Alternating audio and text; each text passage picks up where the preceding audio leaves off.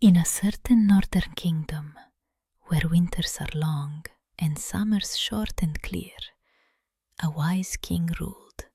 He had a daughter, as beautiful as the morning dawn over the snowy peaks, the main jewel of his aging heart. But the king had another treasure, 7 foals of unheard-of beauty. Their coats shimmered with the silver of moonlight, and their manes billowed like white flame. Faster than the wind, they raced across the royal meadows, and there was no sight more beautiful in the entire kingdom. However, this joy was tinged with bitterness. The foals remained as wild as the elements themselves. No groom could approach them. No hand touched their shining manes. They were the king's pride and his sorrow. 7 living riddles, as elusive as the morning mist over a lake. But there was a secret in these foals, far deeper than their wild nature. The royal grooms offered them choice oats, golden and fragrant. The foals turned their proud heads away. They were offered juicy meadow hay. They trampled it with their hooves, as if it were contemptible straw. They were given buckets of water, as clear as mountain crystal. They did not stoop to it, even for a moment. And yet, oh miracle, their coats gleamed with health, their eyes blazed with a living fire, and their strength seemed inexhaustible. From where did they draw their power? What did these silvery creatures eat? This riddle gave the king no peace. He neglected state affairs, did not sleep at night, wandered along the paddocks, peering into the moonlit darkness. They fed not on earthly bread, but on some secret food, and this secret tormented his heart more than any lost battle. For a long time, the king struggled with this riddle alone, but finally admitted his powerlessness. And then he made a decision that was destined to change the fates of many. He summoned the heralds and commanded them to carry the news to all corners of the world. And this is what the royal decree said. He who can herd my 7 foals for 1 full day, from the first ray of dawn to the last glimmer of sunset, without losing sight of a single one, and he who, on the evening of that same day, reveals to me the secret, what my wondrous creatures eat and what they drink, that one will receive in marriage my only daughter, the beautiful princess, and half of my kingdom in addition. Thus the royal riddle became a royal trial. The key to the princess's hand and the crown's riches was hidden in the secret of the 7 untamable foals, and from now on, anyone who dared to try their luck could seek it. News of the royal decree spread throughout the world faster than a falcon flies. And soon, suitors began to flock to the court, knights in shining armor, noble princes on thoroughbred steeds. They laughed and boasted. Big deal, herding some little horses, child's play. But as soon as the first brave man led the foals out of the castle gates, they scattered with a wild, triumphant neigh. 7 silvery whirlwinds flew off in different directions, and no pursuit could catch them. Famed war horses seemed like slow snails next to these children of the wind. By sunset, the hapless suitors returned to the palace on foot, without their cloaks, knee-deep in mud, with scratched faces. And so it was repeated again and again. Not a single boaster lasted even until noon. In the shadow of the royal castle, where life was measured by the clinking of gold and the glitter of tournaments, on a low green hill stood a poor but tidy homestead. There lived an old peasant with his 3 sons. The 2 older ones, Per and Paul, were tall and hard-working lads. Their hands were strong, their backs powerful, but their tempers were coarse, and they were very fond of considering themselves great, clever ones, who knew more about life than anyone else in the world. The youngest brother was named Espen, or more often, simply, Chompy, and he was the complete opposite of his brothers. But he is a special story. When the news of the royal decree reached the homestead on the hill, the eldest brother Per was the first to jump to his feet. Half a kingdom and a princess for some little horses, he laughed, clenching his mighty fists. I'll certainly hold them. These hands have brought bulls to the ground. And he set off for the royal court, full of proud confidence. But as soon as Per led the foals out to the meadow, the unimaginable began. He would grab one by the mane. It would slip away like water through his fingers. He would rush to corner another. 3 others would knock him off his feet. He was trying to catch the wind with his bare hands, and the wind only laughed at him, scattering in 7 directions. By sunset, Per trudged home, covered in mud, bruised, with a torn shirt. "Devilish horses," he roared. "It's not strength that's needed there, but some kind of sorcery." The next day, it was the middle brother's turn. Paul considered himself cleverer than anyone in the district and just chuckled at Per's failure. "You can't take them by force," he reasoned. "You need cunning here."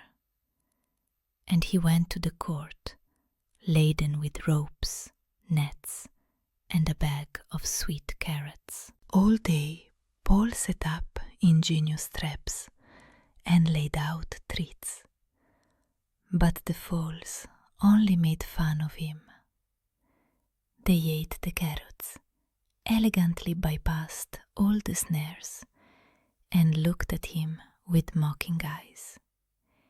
He thought he was catching them, but he himself was dancing to their tune, like a puppet on strings. When they grew tired of the game, whoosh, and 7 silvery lightning bolts disappeared behind the hills. Paul returned home after dark, as angry as a wasp, and did not speak to anyone for a week. When Paul returned with nothing, a gloomy silence fell over the cottage. And then the youngest brother rose from the dark corner by the stove. "Now it's my turn," Chompy said quietly.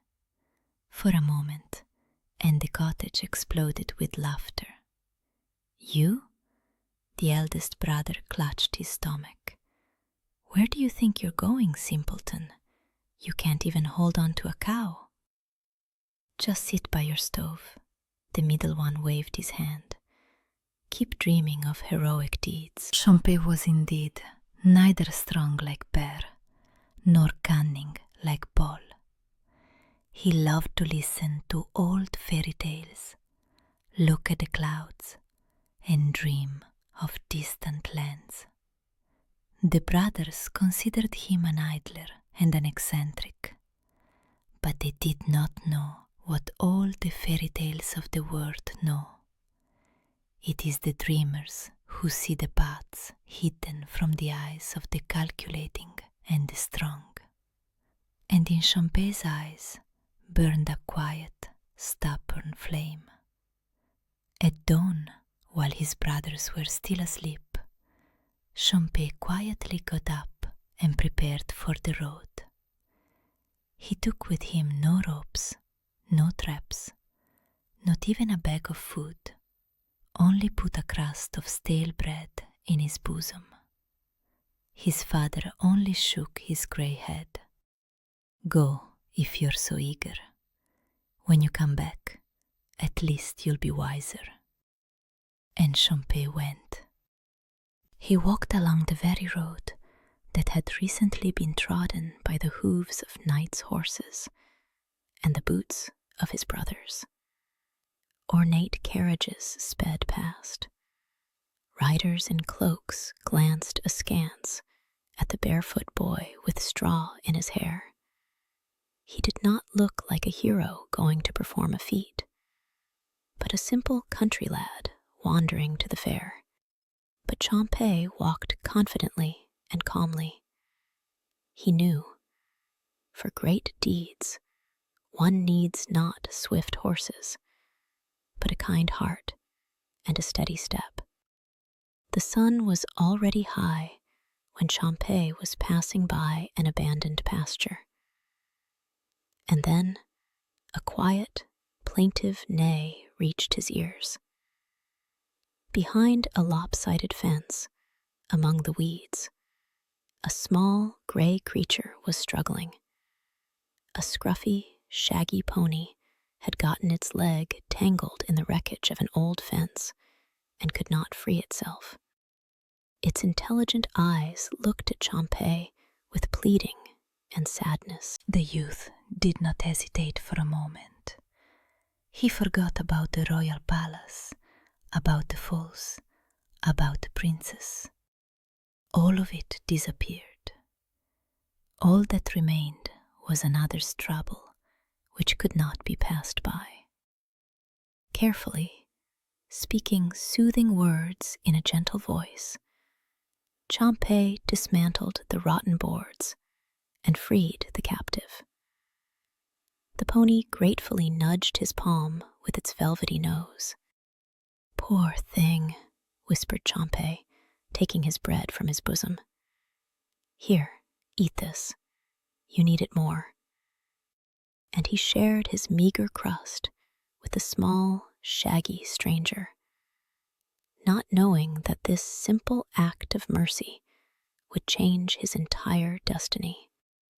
The pony chewed the last crumb, and suddenly its eyes flashed with a strange light.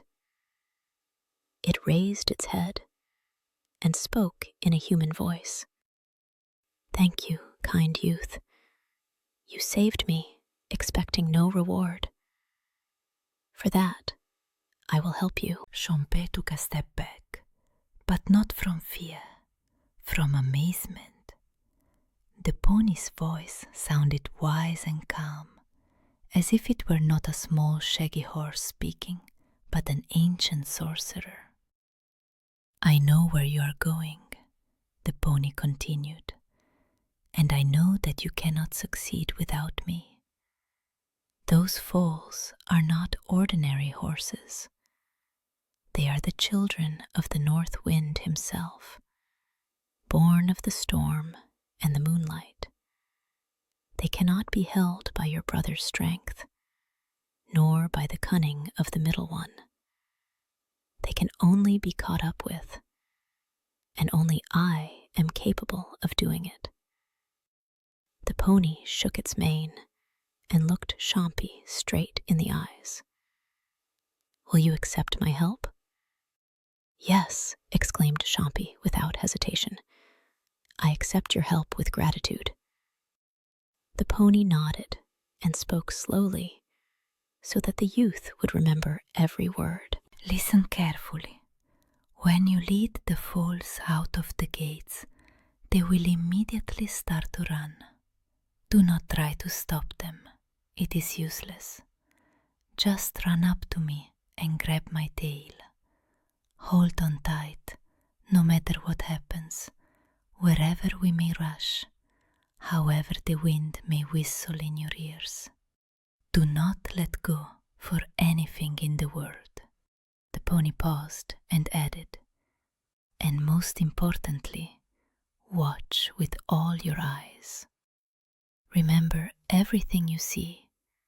That will be your answer to the king. The advice was as simple as Chompy himself. No sword, no spell, only trust and a firm grip. But it was in this simplicity that the magic lay hidden. When Chompy appeared at court, riding a small, shaggy pony, the entire throne room burst into laughter. The courtiers wiped away tears, and the king only shook his head. Well then, he smirked, a word is a word. Let him try. The foals were led out into the palace square. 7 silvery beauties impatiently pawed the ground, glancing at the new shepherd with mocking eyes. As soon as the gates opened, they reared up. A joyful neigh tore the air, and 7 living lightning bolts shot from their places, carrying them away toward the distant Rocky Mountains. The courtiers gasped, "Again!" But Chompy was not at a loss. He jumped to the ground. In 2 leaps, he was at his pony's side and gripped its tail firmly. "Hold on!" shouted the pony, and off they went. And the unimaginable began. The small grey pony, which just a moment ago seemed so scruffy, took off like a hurricane. Chompy clung to its coarse tail with both hands, and his feet left the ground. He was not running, he was flying.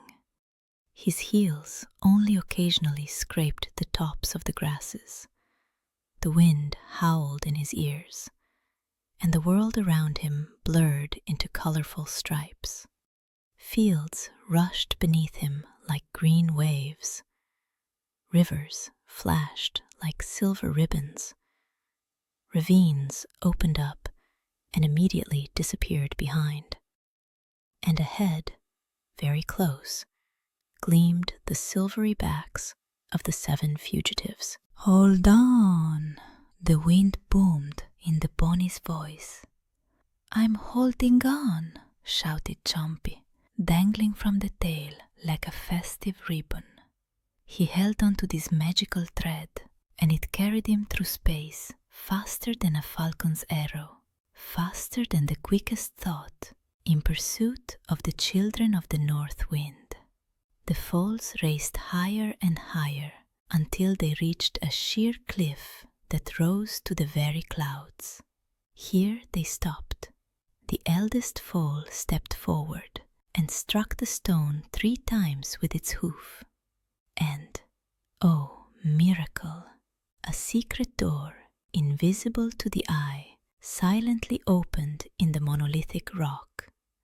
One by one, the foals slipped inside. Chompy and the pony barely had time to hide behind a large boulder at the entrance. Holding his breath, the youth peered into the cave and froze. In the shimmering twilight, the foals were crowded around a huge chest bound with blackened iron. The eldest bowed its head and opened the heavy lid. The cave was flooded with a soft, flowing radiance, as if hundreds of stars had descended from the night sky and settled in this stone womb. The light played on the silvery coats of the foals, and their eyes lit up with a greedy, joyful gleam. Thus the impregnable mountain revealed its secret. Behind the hidden door was stored the first part of their celestial meal. Chompy pressed himself against the cold stone and peered into the shining interior of the chest. There was no hay there, no oats, no grain. The chest was full of something like a thick, shimmering moss, or a scattering of stardust gathered at night from the very vault of heaven. The specks shimmered with silver and blue fire, and from them came a quiet, barely audible ringing, as if distant bells were singing. The foals bowed their beautiful heads and began their meal. They ate greedily and joyfully, and with each swallow, their coats glowed brighter. "Watch and remember," Chompy recalled the pony's words, and he watched, without taking his eyes off them. Here it was, the first clue. These celestial creatures fed not on the gifts of the earth, but on the gifts of the starry sky itself, hidden in the stone heart of the mountain. The last starry speck disappeared into the velvety lips of the youngest foal. The 7 brothers shook their manes and, without looking back, slipped out of the cave. The stone door closed silently behind them, once again becoming an impregnable rock. But the foals had no intention of stopping. Snorting and bucking cheerfully, they broke into a new run, now away from the gray cliffs, down the slope to where the ancient alder forest darkened on the horizon. Its crowns were woven so densely that even the midday sun did not penetrate its gloomy heart. Chompy barely had time to jump to his feet. "Quickly!" shouted the pony. The youth grabbed the saving tail, and they were off again. The foal's hunger was sated, but now they were driven by thirst to a secret spring in the thicket of the age-old forest. The forest took them into its dark embrace. Everything was different here. Instead of open space, narrow animal trails. Instead of a gentle wind, lashing blows from branches. Fir boughs hit Chompy in the face. Thorny rose hips tore his shirt, and unseen branches tried to wrench him from his grip. But the pony rushed forward, not slowing down for a moment. It flew over fallen trunks, skirted mossy boulders, dived under arches of intertwined roots. Its small hooves barely touched the ground, as if it knew every bump in this impenetrable thicket. Chompy squeezed his eyes shut. Branches lashed, thorns scratched, his lungs burned, but his fingers did not loosen. He flew through a wall of leaves and thorns, and every blow was the price for the right not to fall behind a secret that flickered like silver between the black trunks. "Hold on," he whispered to himself, and he held on. The deeper they went into the thicket, the darker it became around them. Here, in the very heart of the ancient forest, the crowns of the trees closed so tightly that not a single ray of sunlight touched the ground. Finally, the foals stopped. Before them stood a gigantic tree, so old that it seemed to remember the times when the world was still young. Its gnarled roots, as thick as snakes, entwined the earth and went deep into the darkness. Chompy and the pony hid in a thicket of ferns, not daring to breathe. The foals began to clear away the decaying leaves and soft moss with their hooves. And then, under the roots, a secret spring was revealed. A shallow basin full of water that glowed with a soft, silvery light. It was as if the moon itself had dissolved in this spring and was waiting here, hidden from the world. One by one, the foals bowed their beautiful heads and greedily drank the living silver. Drops ran from their lips and flashed in the darkness like falling stars. Champé lay in the ferns, motionless, and watched with all his eyes. The water in the spring was alive. It radiated coolness and a deep, ancient peace. The kind of peace that comes only on the quietest nights, when the whole world is asleep under the moon. The foals drank for a long time and unhurriedly, and with every sip, something changed in them. Their breathing slowed. The restless fire in their eyes was replaced by a soft, even light. They, who had recently been as unrestrained as a storm, became quiet and peaceful. Here it is, the second clue, Champé understood. They drink not simple water, but liquid moonlight. The very silence and coolness of the night, hidden under the roots of the ancient tree, and he remembered this firmly, as one remembers the most important things in the world. The peace did not last long. The foals shook their manes, and the familiar, mischievous fire flashed in their eyes again. A moment, and they took off, leaving the secret spring behind. Now their path lay out of the forest, towards the distant black mountains, whose jagged peaks darkened on the horizon like the back of a sleeping dragon. There, in the deep caves, according to rumors, lived mountain trolls, ancient and malevolent creatures. No man who dared to enter those caves ever returned. But Champé did not hesitate for a moment. He jumped to his feet, and with a familiar movement, grabbed the tail of his faithful pony.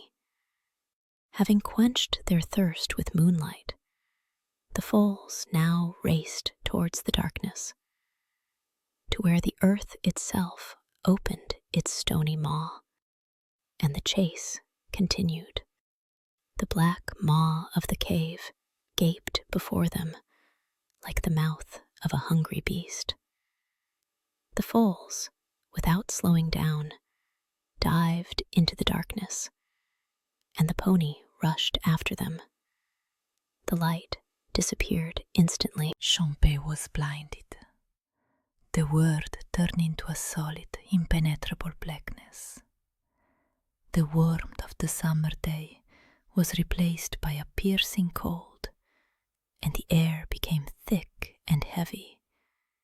It smelled of dampness, ancient dust, and something else, hot and metallic, like the blood of the earth itself.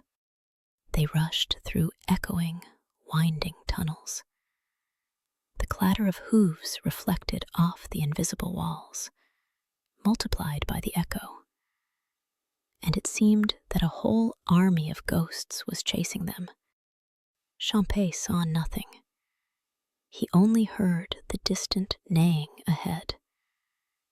But his fingers did not loosen. He was now flying not on the earth, but through it, into the very stone womb of the world. And the only guiding thread in this underground darkness was the coarse tail of his faithful friend. And suddenly, light. The tunnel opened into a gigantic underground hall, and Champé squinted from the unexpected heat. Here, in the stone womb of the mountain, a giant forge was blazing. At the fire-breathing hearths worked mountain trolls, huge and ugly creatures, with arms as thick as logs and faces as if carved from cobblestone. They raised heavy hammers and brought them down on the red-hot metal. The ringing and clanging shook the walls of the cave. Sparks flew up in fountains, and in the crimson glow, blades and armor for the underworld were born. But, a wondrous wonder, the trolls paid not the slightest attention to the falls, and they slipped past like ghosts and rushed towards the far wall.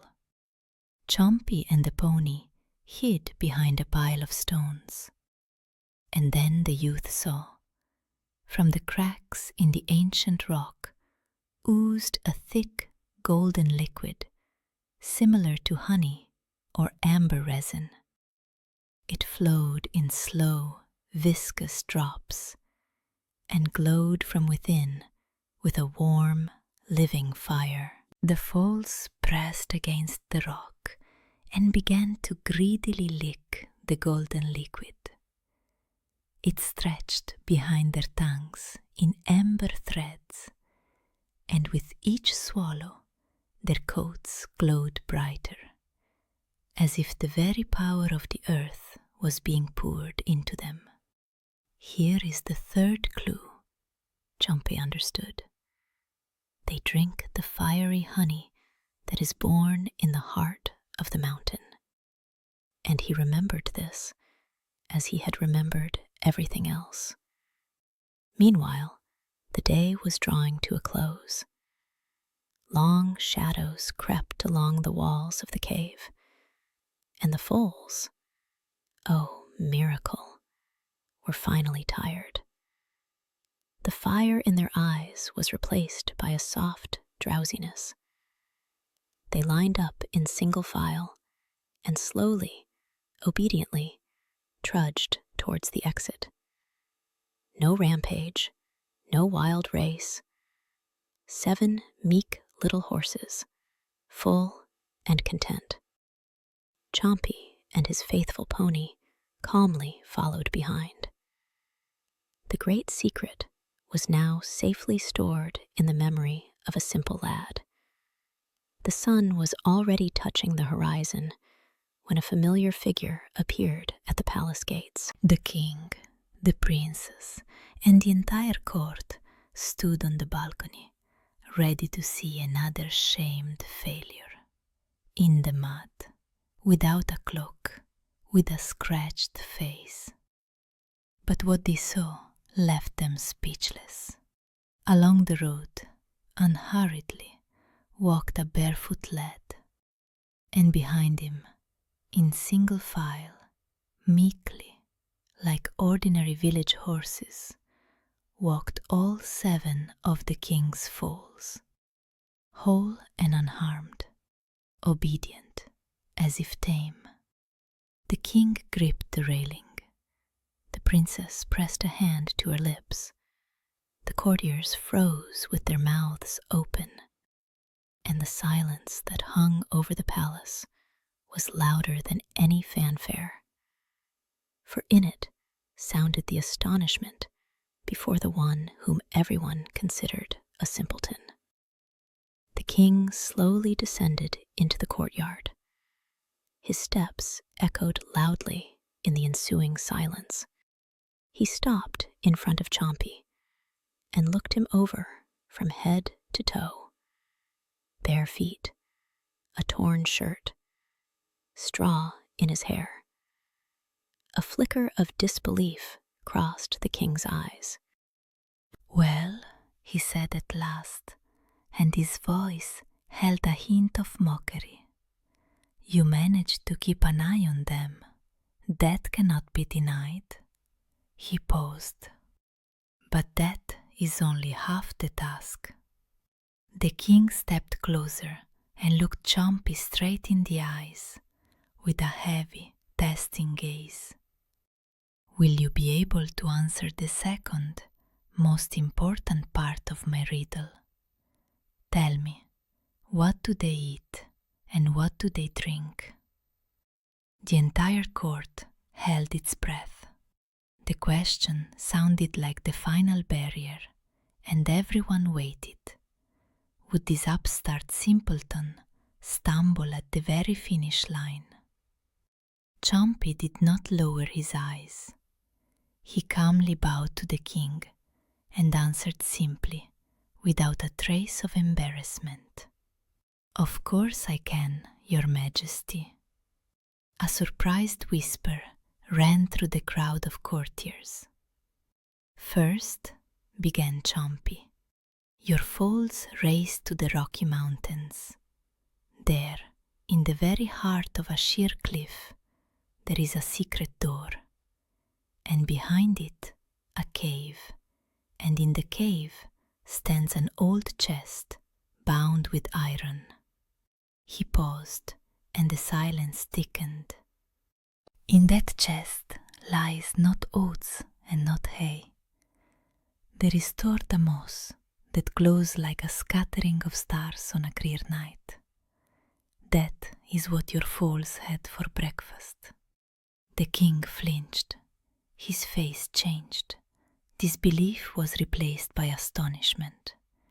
He knew no one, except one who had seen it with his own eyes, could have invented such a thing. Every simple word of Chompy's was a key that unlocked the lock of the great secret. The king stood motionless, stunned. But Chompy was not finished yet. "Then," he continued, "the foals raced into the dense forest. In its darkest thicket, under the roots of an ancient tree, a secret spring flows. The water in it is not simple. It glows with silver, as if the moonlight itself has dissolved in it. With this water, they quenched their thirst." The princess leaned forward, her eyes shining. "And after that," Chompy bowed, finishing his story, "they descended deep underground into the caves of the mountain trolls. And there, from the walls, they licked a sweet golden dew, similar to honey, that is born in the very heart of the mountain." He spread his hands. "That is all their food and drink, Your Majesty. Star moss, moon water, and fire honey." The king was silent. He was defeated, not by strength, not by cunning, but by the simple truth that was revealed to him by the one whom everyone considered a fool. The crowd cheered, but the king's face turned to stone. Rage seethed within him.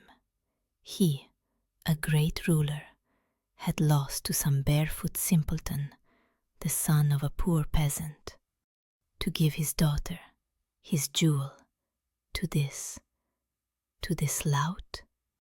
But the king was cunning. He swallowed his anger and put on a gracious smile. "Well," he said in a honeyed voice, "you have indeed answered correctly. I admit it." He paused.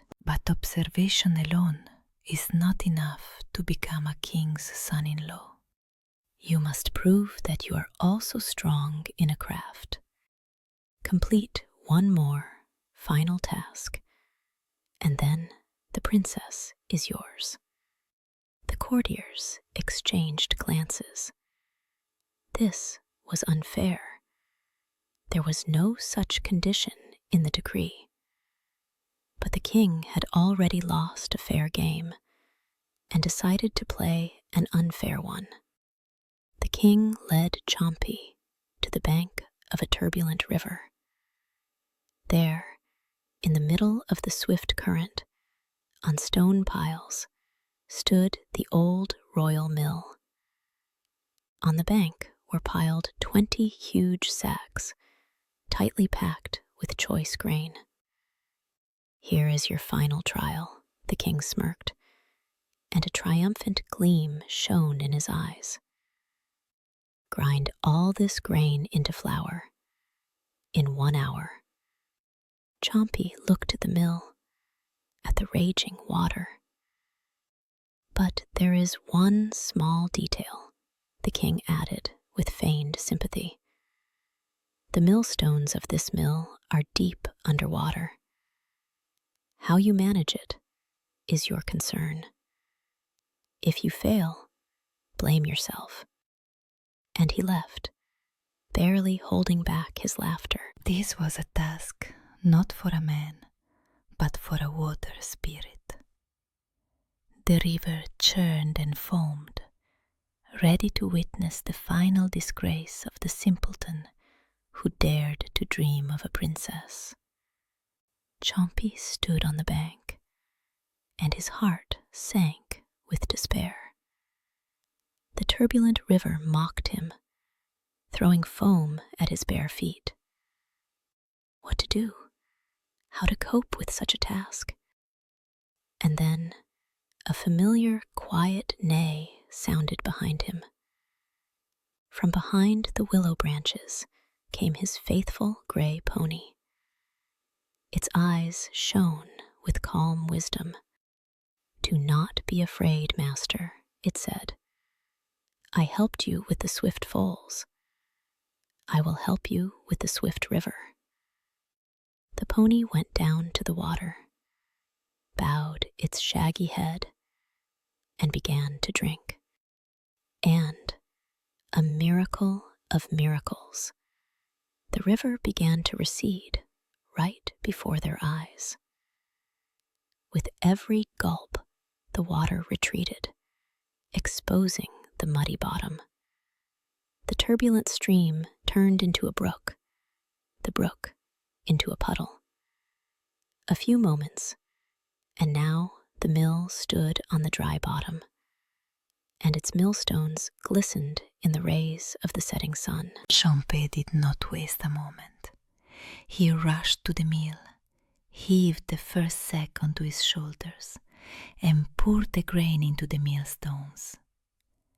The wheel began to turn, and the golden grains flowed between the stone circles, turning into snow-white flour. Sack after sack, handful after handful, Chompy worked tirelessly.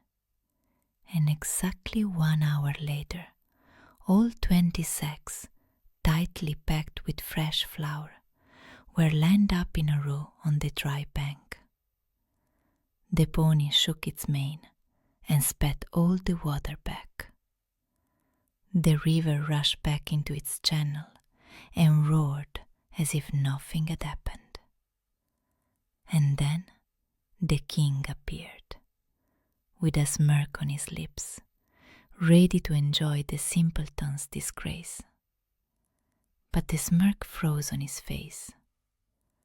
20 white sacks stood before him, 20 silent witnesses of his own royal defeat. The king stood silently. He looked at the 20 sacks of flour, at the river that flowed as before, at the calm, open face of Chompy, without a hint of malice, without mockery. And he understood. This barefoot simpleton was not so simple. Behind him stood a power, ancient, magical, beyond the control of royal decrees and tricks. A power that could neither be bought nor deceived. The king had no excuses, no new tasks left. All his tricks had turned to dust. He had lost. A heavy sigh escaped the king's chest. He turned to the youth and said quietly, "You have won. Have it your way." Fate stood before him in the guise of a simple lad with flour on his bare feet. And then something happened that no one expected. The princess herself descended from the balcony and came out into the courtyard. Her eyes shone, and a smile played on her lips. She had seen everything. She had seen how Chompy had raced after the foals, holding on to the tail of the little pony. She had seen how he had shared his bread with the scruffy, shaggy horse.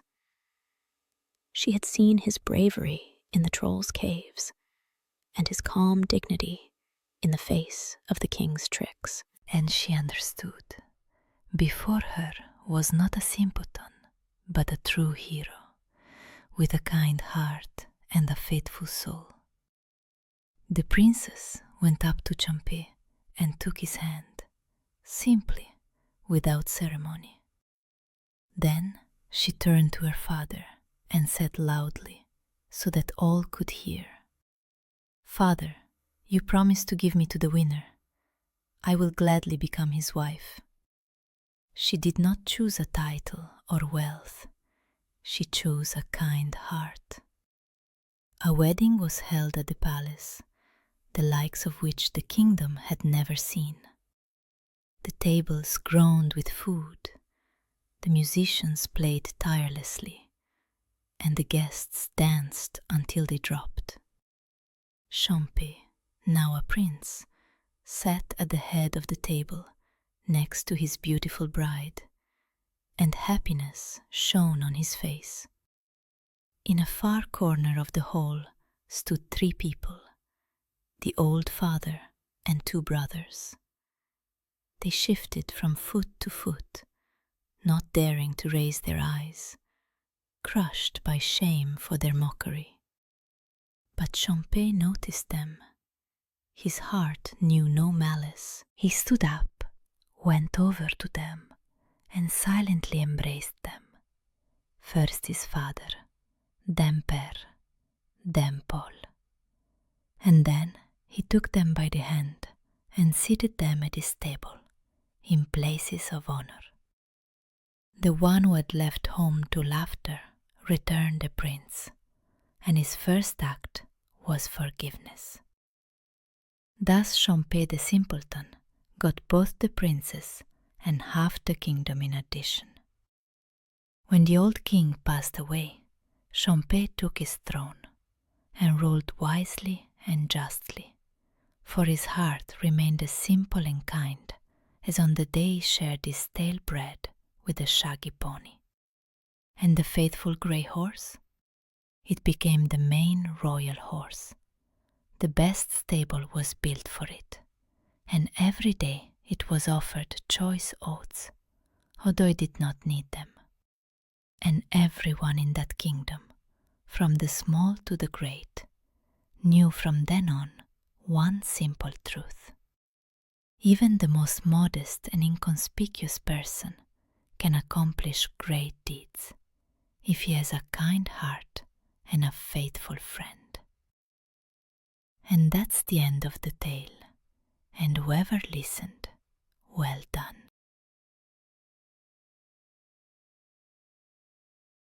Once upon a time, in a certain village, there lived a poor peasant. His name was Fyodor, and his wife's name was Marfa. They lived in a small hut at the very edge of the forest, and although they worked from dawn till dusk, they could barely make ends meet. But it was not poverty that gnawed at their hearts. Many years ago, their only son, Ivan, a strong and brave young man, had left home to seek his fortune in faraway lands. Since then, there had been no letters, not a single word. They had long since considered him dead. Their only wealth was their love for each other, and the only shadow on that love was the memory of their lost son. Every evening, Marfa would set 3 bowls on the table, 2 full, 1 empty. And every evening, The old couple would silently gaze at the empty place and whisper a prayer for the one they no longer hoped to see. And then one evening, as the old couple sat at their meager supper, the sound of hooves was heard. Fyodor looked out the window and was stunned. At their lopsided gate, a rider on a black horse was dismounting. The stranger was young and handsome. A rich velvet caftan fitted his shoulders. An expensive dagger gleamed at his belt, and his gaze held the calm confidence of a man who had seen the world. He entered the hut and bowed low to the old couple. Fyodor and Marfa looked at him with timid surprise. How could such a distinguished guest be in their poor home? But then the stranger smiled, and Marfa cried out, pressing her hands to her heart. She would have recognized that smile among 1,000. "Vanyusha," she breathed, and tears streamed from her eyes. Thus, in an instant, youth, hope, and their lost, beloved son returned to their humble hut, where sorrow had long resided. Marfa put everything they had in the house on the table. It had been a long time since candles had burned so brightly, or laughter had been heard in that hut. The father looked at his son with pride, and finally asked the question that had been troubling him. "Tell me, Vanyusha, what noble trade have you learned to become so rich at such a young age?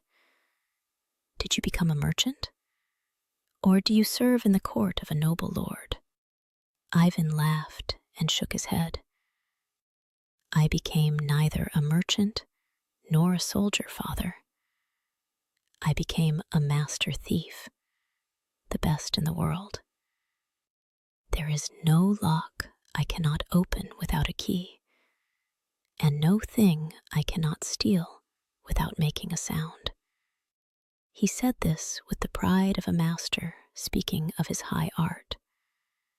And the word thief, which for the whole world was a mark of shame, sounded from his lips like a title of honor. The spoon fell from Fyodor's hand. Marfa turned pale. The joy that had just filled the house crumbled like ash. Fyodor jumped up from the table, knocking over the bench. His face, which had just been shining with happiness, was distorted with fear. "Wretched boy," he shouted, "it would have been better if you had not returned. It would have been better for us to mourn you as dead than as a living thief." Ivan looked at his father in confusion, not understanding his horror. "You do not know, my son," the old man continued in a trembling voice. "We live on the land of a harsh count. He tolerates neither theft nor thieves. If he finds out about your trade, he will hang you from the nearest tree, and your mother and I will be driven out in shame to face poverty and starvation." Marfa began to cry softly, covering her face with her hands. Her happiness had lasted only one evening. Thus the joy of his return turned into the fear of a new, even more terrible loss, and the shadow of the gallows fell upon their humble home. Ivan looked at his crying mother, at his father's pale face, and a smile left his lips. He saw in their eyes the fear born of his words, and he understood. Now it was his duty to bring them not fear, but salvation. "Do not be afraid," he said calmly and firmly. "No one will touch you. I will go to the count myself and settle everything. My trade has not only brought me wealth, it has taught me how to get out of any trouble. Trust me." He hugged his mother and placed a hand on his father's shoulder. And there was so much confidence in his voice that the old couple calmed down a little. At dawn, Ivan saddled his black horse and rode out on the road to the Count's castle. He did not yet know what awaited him there, but he knew one thing. He would not let harm come to those he loved. The Count's castle was as gloomy and majestic as its master. In the throne room, the stern Count was holding court, and petitioners approached him one by one, bowing their heads. Ivan waited for his turn. He stepped forward, bowed low, and spoke before the Count could open his mouth. "Your Excellency," he said loudly and clearly, "I have heard that you do not tolerate thieves in your lands. So be it known, before you stands the most skillful thief in the entire world. There is no lock I cannot open, and no thing I cannot steal. I can even steal a thought from your head." A whisper ran through the hall and immediately fell silent. The courtiers froze. The guards gripped their spears. No one had ever dared to speak to the Count so brazenly. Ivan had come not to ask for mercy, but to throw down a challenge. And his weapon in this duel was not repentance, but his own audacity, honed to perfection. The Count's face turned purple. The veins on his temples bulged, and his hand gripped the armrest of the throne so tightly that his knuckles turned white. "Seize him!" he was about to shout to the guards, but something stopped him. He looked at this young man who stood before him without a shadow of fear, a slight smile on his lips, as if it were not he who was risking his head, but the Count who was risking something of his own. The old ruler had never encountered such audacity in his entire life, and in the soul of the stern Count, two forces clashed: the desire to punish this unheard-of insolence and an irresistible curiosity to see what would happen next. Curiosity won. "Well then," said the Count, leaning back on his throne, a cold smirk touching his lips. "You have a sharp tongue, I see that. But let's see if your hands are as skillful as your tongue is talkative." He decided not just to execute the insolent man. He decided to play a game with him first. "Very well, thief," said the Count, and a cunning smile slithered across his lips like a snake. "I will give you a chance to prove your art, but the task will not be easy." He paused, enjoying the attention of the silent hall. "In my stable stands my favorite warhorse. Tonight you must steal him. But know this, the stable will be locked with 3 wrought iron locks. Inside, a guard will be sitting right in the saddle. 2 more will stand by the doors from the inside, and 9 will be sleeping nearby, ready to jump up at the first call. 12 of my best and most loyal warriors in all."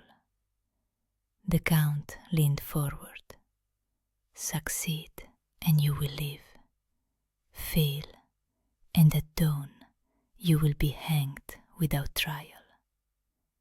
He built his trap not of walls and locks, but of human loyalty, certain that not even the most skillful thief could stand against 12 of his best warriors. Ivan listened to the Count's terms calmly, as if he had been offered not a deadly trial, but a game of chess. He bowed and left the castle.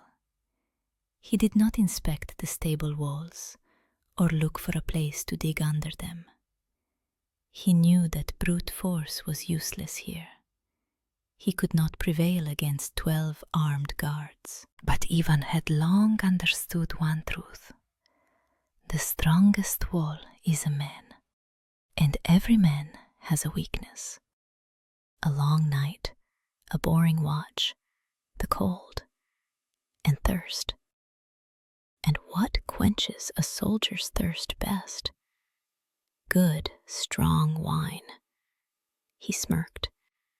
He was going to storm this fortress, not with a battering ram, but with a corkscrew, knowing that the strongest wine is stronger than the strongest locks.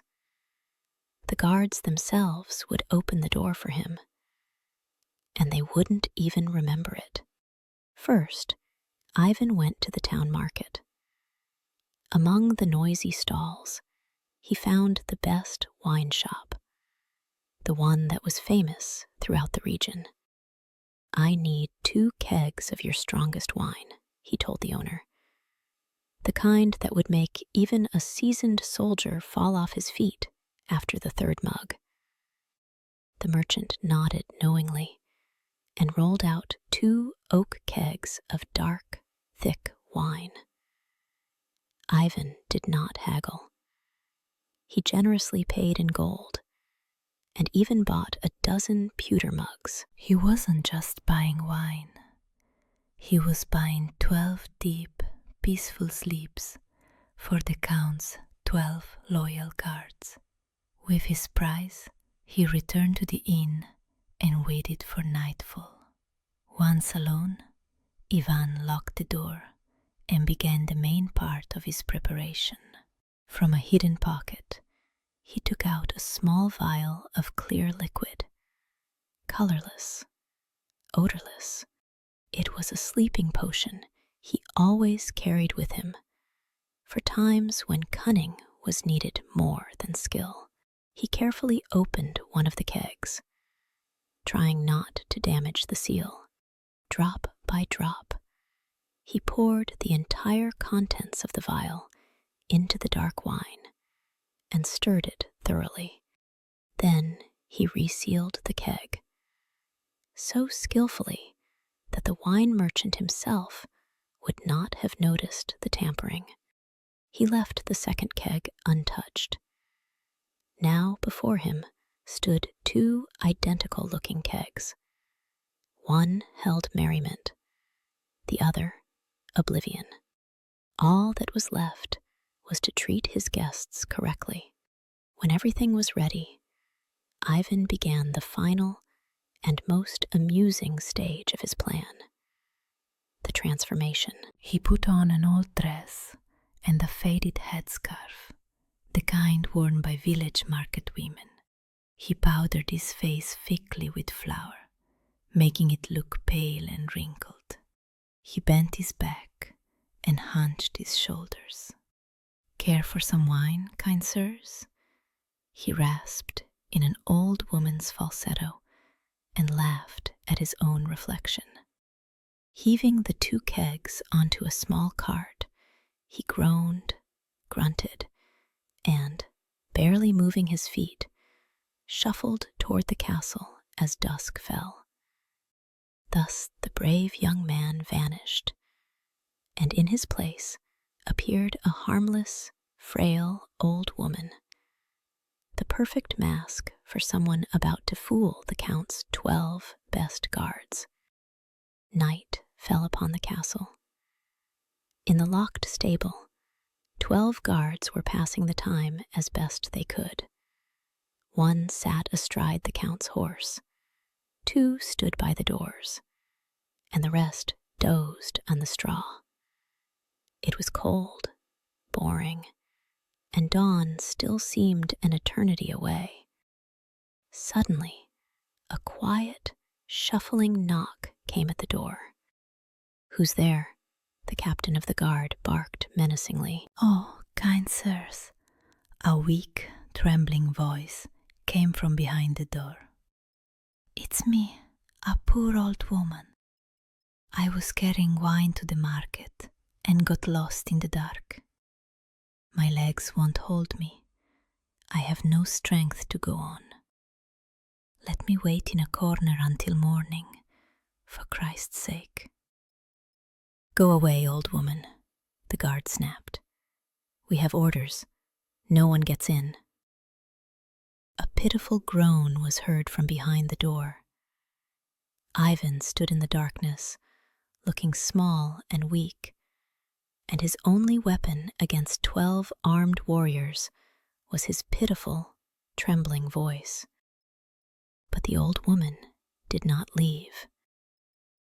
After a moment of silence, she spoke again, and her voice became honeyed. "Well, kind sirs, if you won't let me in, it is your will.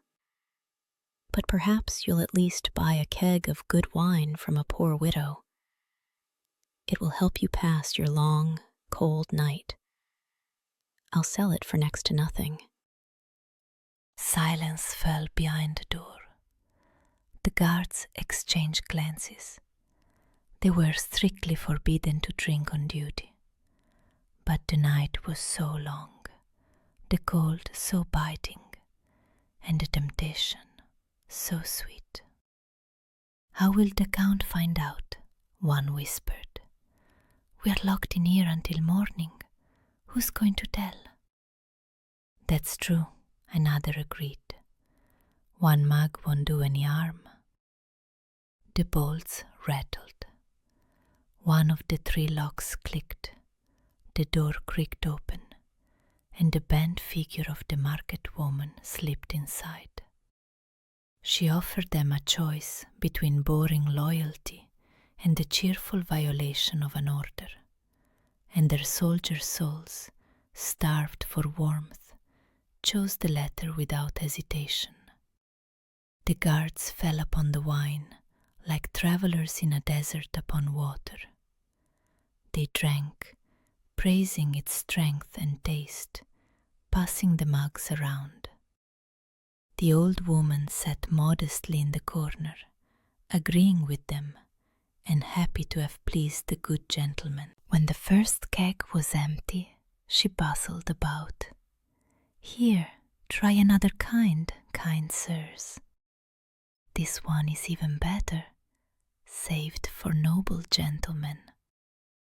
She opened the second keg, the one. The flushed guards gladly poured themselves full mugs. The wine was indeed excellent, thick, sweet, and smooth. The captain of the guard was the first to yawn. Then another guard dropped his head to his chest. A third slumped against the wall. One by one, like stalks of wheat under a sickle, they fell into a deep, dreamless sleep. Thus their loyalty, dissolved in wine, was replaced by oblivion, and the 12 formidable guards turned into 12 defenseless, snoring babies. When the last guard began to snore, Ivan stood up and threw off the old woman's rags. Before the sleeping warriors once again stood a young, self-assured man. Only now he was smiling. Without hurrying, he took the ring of keys from the captain's belt. He calmly unlocked the 2 remaining locks from the inside. He walked over to the Count's horse, a magnificent black stallion, and stroked its neck. "Easy, handsome," he whispered. "You and I are going for a ride." He put on the bridle, led the horse out of the stable, and carefully locked all 3 locks from the outside. Then he leaped into the saddle and vanished into the night. In the morning, the Count came in person to check his trap. He found 12 snoring guards, an empty stall, and the gates wide open. Ivan had ridden away on his enemy's horse, leaving behind only the deafening proof that the strongest lock is human weakness. The Count's anger was terrible. He ordered all 12 guards to be flogged and demoted to stable hands. But deep in his soul, beneath the layer of fury, stirred something akin to admiration. He ordered the audacious thief to be found and brought to him. "You succeeded," the Count hissed through his teeth. "I admit it, but that was too easy. Now the task will be different." He leaned forward and his eyes flashed. "Tonight you will steal the sheet right from my bed while I am lying on it. And not only that, you will take the wedding ring from the finger of my wife, who will be sleeping beside me. But know this, I will not close my eyes, and I will have a loaded pistol in my hand. Guards will be posted at every door and every window." This time he was staking not a horse, but his own sleep and his wife's honor, turning his bedchamber into the field for the final battle. Ivan accepted the challenge with the same calmness as he had the first. But he understood. This time he had to deceive not simple-minded guards, but the Count himself, a man who would be waiting for him with a pistol in his hand. Well then, against the Count's vigilance, he decided to pit the Count's own fear, and against the loaded pistol, a simple straw dummy. When it grew dark, Ivan snuck into the town cemetery. There, at the pillory, hung a recently executed criminal. Ivan took the man's ragged clothes and carried them away with him. Then he bought burlap and straw at the market. In his room, he worked until midnight, crafting a life-sized doll. He dressed it in the dead man's clothes and was pleased with his work. In the dead of night, as a driving rain lashed against the castle walls, Ivan slipped out from his hiding place. On his shoulder, he carried a long ladder, and under his arm, his straw doll in the hanged man's clothes. Silently, like a cat, he crept past the guards and placed the ladder against the window of the Count's bedroom. He carefully peeked inside. Everything was as he had expected. The Count was not asleep. He was sitting in a chair by the bed, and on his lap lay a loaded pistol. The Countess was sleeping peacefully beside him, unaware of her husband's nightly vigil. Ivan smirked and began his performance. Slowly, pushing the doll with a long stick, he began to raise it up the ladder. The straw silhouette appeared in the window. The Count leaped to his feet. In the darkness and the rain, he saw only a black figure climbing toward him. "There you are," he roared and fired. The doll fell down with a crash, and the Count, confident in his aim, did not know that he had shot not at the thief, but at a decoy.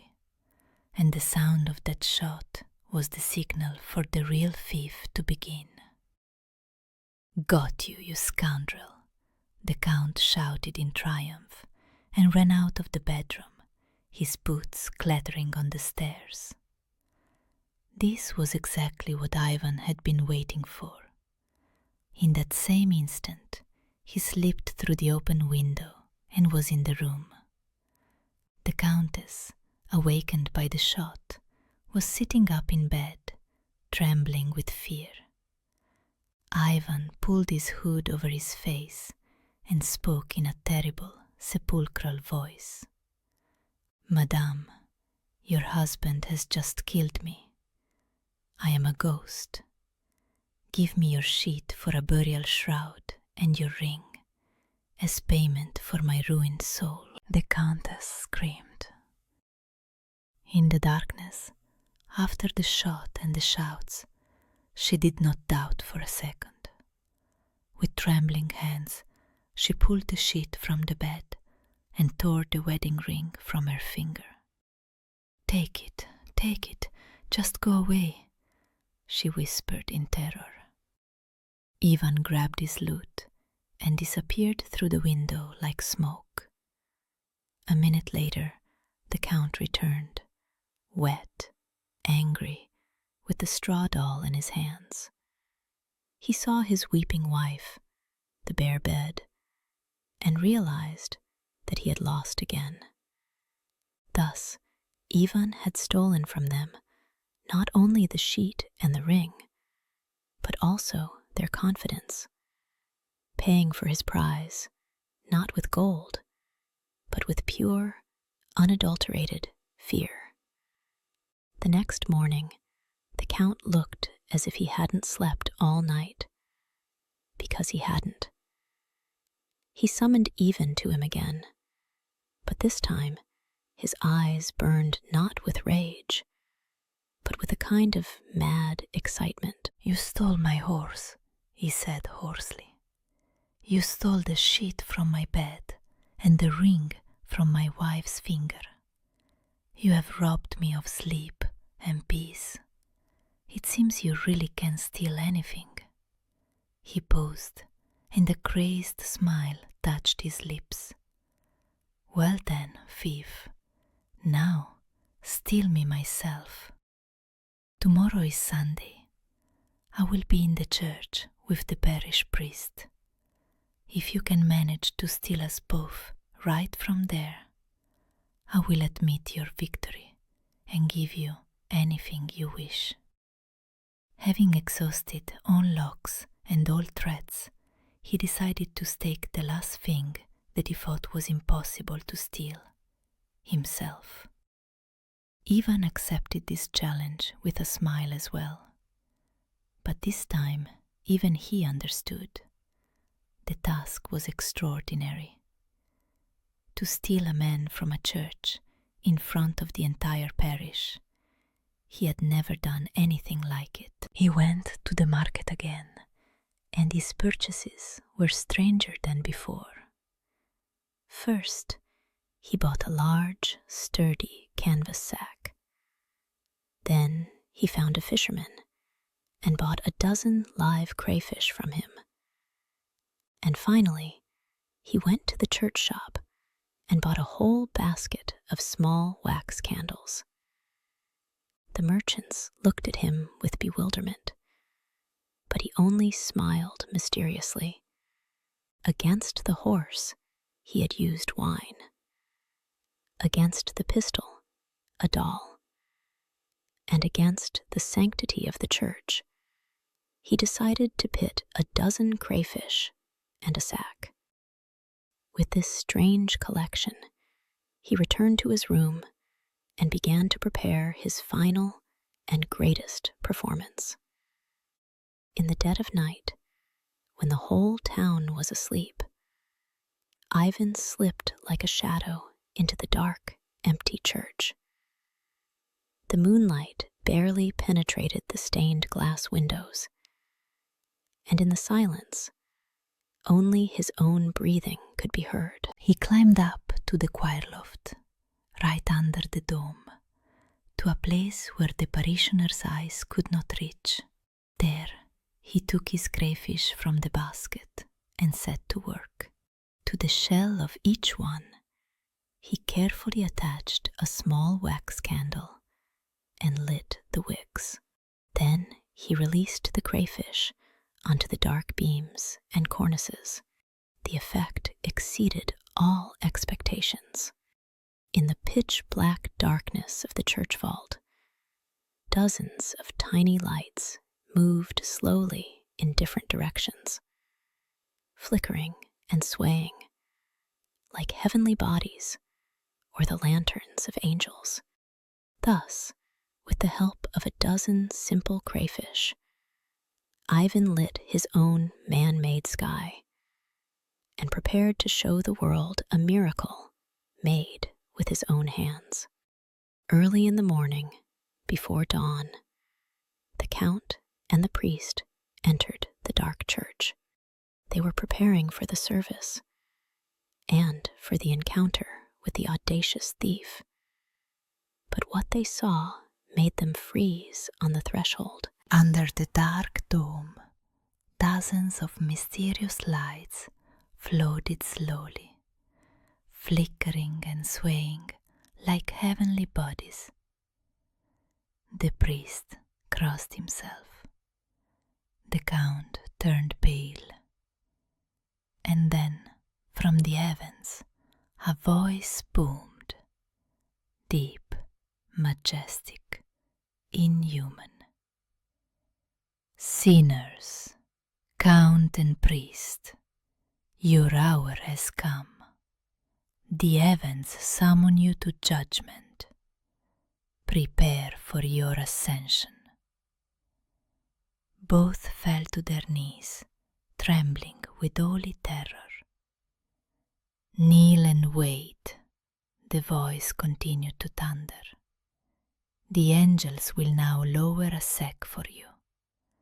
Get inside it, and you will ascend directly to the gates of paradise. His voice, which only yesterday had belonged to a mere mortal, now sounded like the voice of the heavens. And the two most powerful men in the county prostrated themselves before a common thief. The Count and the priest were on their knees, trembling with reverent terror. Tears streamed down their cheeks, tears of repentance and hope for a swift salvation. From the darkness under the dome, a large canvas sack slowly descended, swaying on a rope like a heavenly chariot. Get in the sack, the voice boomed, and the angels will carry you up to the bowers of paradise. The priest crossed himself and was the first to climb inside, muttering prayers. The Count, that same stern Count who only yesterday had threatened the gallows, obediently followed him, grunting and getting tangled in the folds of his kaftan. Ivan came down from the choir loft and tied the sack tightly with a strong rope. Thus the two most respected men in the county, one the master of bodies, the other the master of souls, voluntarily climbed into a simple sack, trading their earthly power for the promise of a heavenly flight. Ivan tied the sack tighter, heaved it onto a cart, and began to wheel it out of the church. But the cart kept getting stuck, and then he had to drag the sack along the ground. He dragged it over the sharp stones of the churchyard. He dragged it through muddy puddles. He pushed his way through thorny bushes, not particularly concerned about the comfort of his passengers. The Count and the priest bounced on every bump, knocking their heads against each other. "Oh, the path to heaven is difficult and thorny," groaned the Count, hitting a root. "Be patient, sinners," Ivan replied in a thunderous, angelic voice, barely holding back his laughter. "We are pushing through the clouds with your sins. We are almost there. Praise be to God," the priest wheezed from the depths of the sack.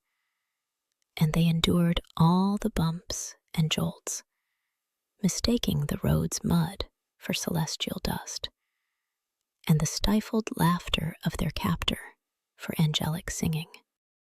Finally, Ivan dragged the sack to an old, abandoned dovecote on the edge of town. birds were cooing all around, and inside, it smelled as a place where pigeons have lived for years ought to smell. He hauled the sack inside and began the final act of his performance. "Look, look," he cried in a high, squeaky voice. "New angels have arrived." "Oh, what plump ones," he answered himself in a different voice, deep and booming. "Especially the bigger one." "Cuckoo," he added, imitating the pigeons. "Welcome to the bowers of paradise." The Count and the priest held their breath inside the sack. Their hearts fluttered with delight. They truly believed they were being greeted by celestial beings. Thus, the dirty dovecote was filled with angelic voices, and the two noble captives prepared to see a paradise that smelled of pigeon droppings. Finally, Ivan untied the sack. The Count and the priest, grunting and rubbing their bruised sides, climbed out. Their eyes were squeezed shut in anticipation.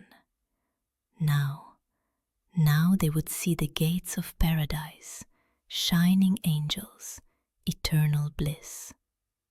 They opened their eyes. Around them was a dusty, dirty dovecote. Old nests crunched under their feet. Pigeons cooed on the beams, dropping feathers. And before them, leaning against the wall and wiping away tears of laughter, stood a young man, that same master thief.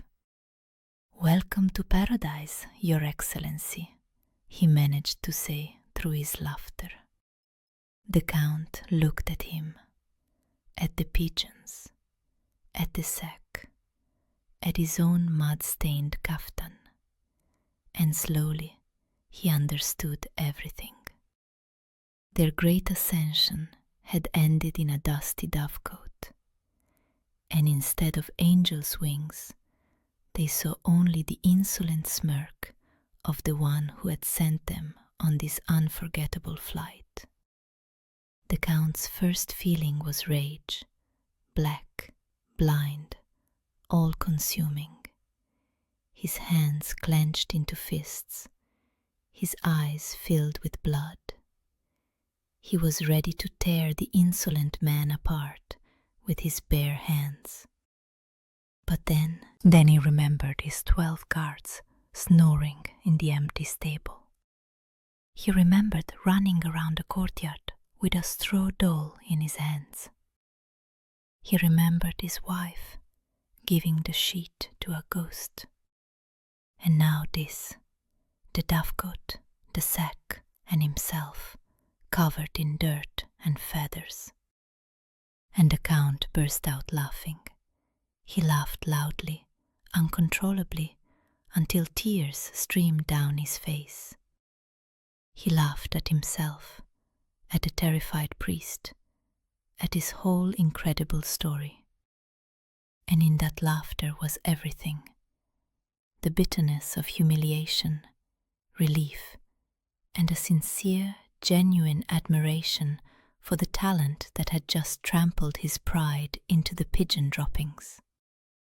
When he had finished laughing, the Count wiped away his tears and looked at the young man with a completely different expression, without anger, without malice, with something akin to respect. "You have won, Master Thief," he said calmly. "You have completed all 3 tasks, and even more. You stole my horse from under 12 guards. You stole the sheet and the ring from right under my nose while I was holding a pistol. And you stole me myself from the church, making me believe in my own ascension. I admit my defeat." The Count paused, looking at the young man. He understood. Such a mind was too dangerous to have as an enemy. and too valuable to let go. In that moment, he stopped seeing him as a criminal and saw a rare treasure, a mind that was sharper than any sword and more cunning than any advisor. The Count stood up, brushed the straw from his caftan, and spoke in the tone he usually used to issue decrees. Such a sharp mind should not go to waste and serve a criminal trade. I was wrong to want to execute you. It is better to have a man like you as a friend than as an enemy. Ivan listened in silence, unable to believe his ears. I offer you a deal. Better than our trials, the Count continued. Give up your trade. Become my chief advisor. Let your cunning serve not your own pocket, but my county and its people. He paused and added, and I will give you my only daughter in marriage. Her hand and my full trust. That will be your greatest prize. Thus, the one who had thrice humiliated the Count received from him not a sentence, but an offer that was more valuable than any treasure, an offer of trust. Ivan stood in silence, shaken to the core. He, who had come here prepared for death, was receiving something he had not dared to dream of. He looked into the Count's eyes and saw sincerity in them, not cunning, not a trap, but the genuine respect of one strong man for another. I accept your offer, Your Excellency, he said, kneeling, and I swear to you, from this day forward, my mind, my cunning, and my entire life will serve you and your people. The word of a thief. No, the word of your loyal servant. The Count raised him up and shook his hand firmly, and Ivan gladly traded his thief's freedom for honorable service, for he understood it is far more interesting to use one's mind for creation than for distraction. The Count brought Ivan to the castle and introduced him to his daughter, a beautiful and intelligent girl with mischievous sparks in her eyes. She had already heard of his exploits. The entire castle was talking about nothing but the sleeping guards, the ghost in the bedroom, and their father's ascension to heaven. And when she saw the cause of all these stories, she could not help but laugh. So this is the great thief, she said, looking him over with unconcealed curiosity. She was happy. She was getting for a husband not some boring, pompous prince, but the smartest and most resourceful man in the world. And she, laughing, extended her hand to him, for her heart had been won not by noble birth, but by the three most audacious and amusing thefts in history. The wedding was celebrated for 3 days and 3 nights. The castle shone with lights, the tables groaned with food, and the music did not stop until dawn. The former master thief, now the Count's son-in-law and his chief advisor, sat in the place of honor next to his beautiful bride. The Count, flushed with wine and merriment, kept recalling his son-in-law's tricks, and the hall would erupt with laughter. The story of the ascension to heaven was a particular success. To the most cunning advisor the world has ever seen, the Count proclaimed, raising his cup. And to the most trusting father-in-law, Ivan added with a smile. Thus, the great confrontation ended with a great feast, and the former enemy became the most honored guest and beloved son-in-law. Ivan became the most loyal and wise advisor the county had ever known. His incredible cunning and ingenuity, which had once served the thief's trade, now worked for the good of the entire land. He outwitted cunning enemy ambassadors, securing favorable treaties. He devised wise laws that made life easier for the common people. He found a way out of any, even the most hopeless situation. Where others saw a dead end, he saw a door. The people came to love him sincerely and warmly. Our cunning one, they called him with affection. And there was not a drop of condemnation in that nickname. And his mind, which had once been a lockpick for other people's castles, now became the key that opened the doors to prosperity and peace for the entire county. The first thing Ivan did was bring his old parents to the palace. Fyodor and Marfa, who had once cried over an empty bowl, now lived in honor and plenty, proud of their amazing son for the rest of their days. Ivan and his wife lived in love and harmony, and their home was always full of laughter. And the story of the master thief became a favorite legend in the county. It was told on long winter evenings, and the listeners would invariably laugh, imagining the count and the priest in the sack. But the main lesson of this story was not in the laughter. It was that the sharpest mind can be more dangerous than any sword, and more valuable than any gold, and that a wise ruler can turn his worst enemy into his most loyal friend. And that's the end of the tale, and whoever listened is a good fellow.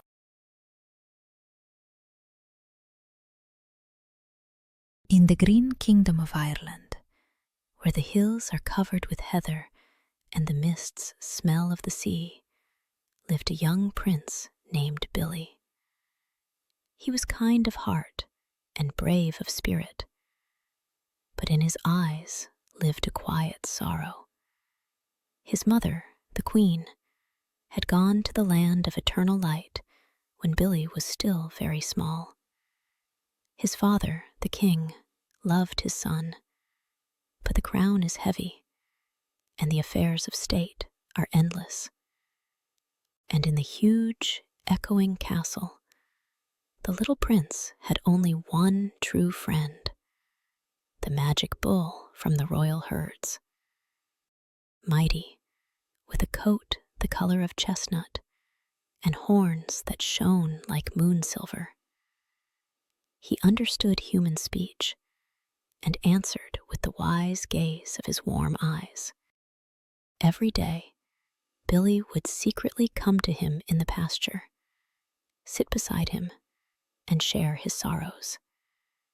And the bull would listen, silently, faithfully, as only true friends can. But this quiet peace did not last long. One day, the king brought a new wife to the palace, and Prince Billy's peaceful life cracked like thin ice under a heavy boot. The new queen was beautiful, black braids to her waist, lips as scarlet as winter berries. But her heart was as cold as a stone at the bottom of a mountain lake, and in her veins, instead of blood, flowed dark, magical power. She brought not the warmth of a new queen to the palace, but an icy chill, and her smile was as beautiful and as dangerous as thin ice over a deep pool. And she also brought with her her own son, ugly and wicked, with eyes full of envy. And from the first day, the stepmother hated Billy, for she saw in him an obstacle on the path to the throne for her offspring. Quietly, imperceptibly, like poisonous ivy, she began to entwine the castle with her intrigues, drop by drop, poisoning the king's heart against his own son. The serpent waited a long time before striking. And then, one day, the stepmother took to her bed, pale as a sheet, and began to moan so piteously that the walls trembled from her lamentations. "I am dying, my king," she whispered in a trembling voice when her husband bent over her bed. "Your healers are powerless, but my old nurse witch knew one remedy." She rolled her eyes and pretended that her strength was leaving her. "Only a piece of meat from the magic bull of the royal herds can bring me back to life. It is my last wish, my lord." And the king, blinded by feigned love and the fear of losing his new wife, nodded in despair. Thus, the stepmother turned her lie into a medicine, and the little prince's faithful friend into a sacrifice. The order was given. In the morning, the bull would be led to the slaughter. But the magic bull had a gift unknown to men. He could hear the whisper of the wind and see the shadows of the future. That very night, when the moon hid behind the clouds, he came to Billy's bedroom window and called to him softly. "Let us run, my prince," said the bull, and his voice was sad but firm. "Tomorrow at dawn, they will lead me to the slaughterhouse. Your stepmother has woven a web of lies, and your father is caught in it. There is no more life for us in this castle. The road of exile awaits us." Billy did not hesitate for a moment. He chose loyalty to his friend over obedience to his father. Grabbing only a hunting knife, he slipped out of the window and jumped onto the bull's broad back. And he exchanged the softness of a princely bed for the hard back of his friend. And this choice between home and loyalty made him a true hero from a little prince. Under the cover of night, the two fugitives disappeared into the mist of the Irish hills. For many days and nights, they wandered through hills and valleys until they reached the border of the ancient enchanted forest. The trees here grew so densely that their crowns blocked out the sky, and the air smelled of moss and ancient mystery. The bull stopped, and a tremor ran through his mighty body. He turned his head to Billy, and in his wise eyes was a sorrow as deep as the sea. "My prince," he said, and his voice was quiet and solemn, like a funeral bell. "We have arrived. In this forest dwells my eternal enemy, the wild bull of the enchanted forest. Fate commands us to meet in a duel today." He paused, and the silence became so thick that Billy could hear his own heartbeat. "I will defeat him," the bull continued, "but I myself will receive a mortal wound. Today I will die."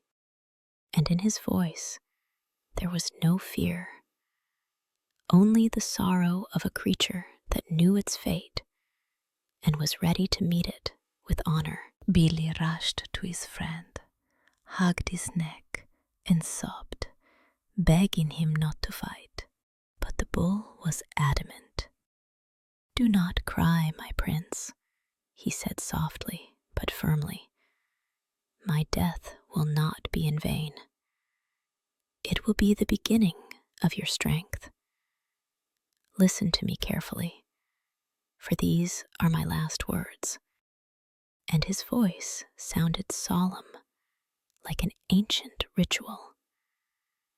"When I fall, cut a long strap from my hide and gird yourself with it. It will be the belt of strength, and you will become as mighty as 100 men. Break off my left horn.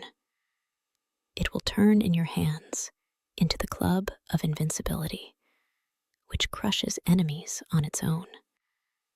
And look into my right ear. There you will find a small magic handkerchief. Unfold it, and you will always have food and drink before you." Thus he bequeathed to him not gold or lands, but his own flesh and blood, turning his body into armor and weapons for his beloved prince. "And now let me go, Billy. Fate calls." Hardly had the last word left the bull's lips when the forest shuddered with a deafening roar. Out of the thicket he came, the bull of the enchanted forest. Black as a moonless night, with eyes burning with red hellfire and nostrils spewing clouds of hot steam. The two titans stood frozen opposite each other, and then they rushed into battle. The earth groaned under their hoofs. Ancient oaks cracked and fell like reeds from their furious blows. They clashed head-on like two mountains, and the ringing of their horns echoed through the forest like heavenly thunder. Dust and leaves flew up to the sky, hiding the sun. This was a battle not just of two beasts, but of two ancient forces, light and darkness. And on this forest glade, the prince's own fate was being decided. Billy stood aside, not daring to breathe, his heart clenching with terror and love, while his only friend fought to the death for him. The battle lasted a long time. It seemed as if time itself had stopped, watching the duel. Finally, the magic bull, gathering his last strength, dealt his enemy a terrible, crushing blow. The black bull roared one last time and fell dead, raising clouds of dust. But the victor stood, swaying. Hot blood flowed from a deep wound in his side, staining the ground crimson. He slowly turned and took a few heavy steps toward Billy. Their eyes met for the last time. In the bull's gaze, there was no pain, only quiet tenderness and farewell. He had defeated his enemy, but he could not defeat his fate. His great victory became his last breath. His mighty legs gave way, and the bull fell at his prince's feet. The prophecy had come true. Billy fell to his knees beside the body of his faithful friend. He hugged his mighty neck, buried his face in the still warm fur, and sobbed as bitterly as he had not even cried for his mother. In his memory flashed their secret meetings in the sun-drenched pasture, the quiet conversations when the bull listened to his sorrows, their nighttime escape, the long days of wandering when his friend's broad back was his only home. And now the bull's large, wise eyes stared at the sky, and in them love and devotion were frozen forever. "Farewell," Billy whispered. "Farewell, my only friend." And the tears of the exiled prince fell on the dead fir, and each tear was a silent vow. This great sacrifice would not be in vain. When the tears dried up, Billy raised his head. The grief had not subsided, but through it broke the voice of his friend, sounding in his memory. "My death will be the beginning of your strength." He took out his hunting knife. His hands trembled, but he knew this was the covenant. Carefully, as if performing a sacred ritual, he cut a long, wide strap from the bull's hide and girded himself with it. Then, gathering all his strength, he broke off the mighty left horn, and it turned in his hands into a smooth, heavy club. Finally, he looked into the right ear and found there a small silk handkerchief rolled into a tube. 3 gifts, 3 parts of his friend that would stay with him forever. And each thing he took was both a reminder of loss and a promise of a new, unknown power. Billy stood up. He was no longer a defenseless, exiled prince. Billy tightened the belt of bull's hide, and in that instant, something happened. A heat spread through his body, as if molten gold flowed through his veins. His muscles tensed and became as hard as stone. He clenched his fists and understood. The strength of 100 men now lived in him.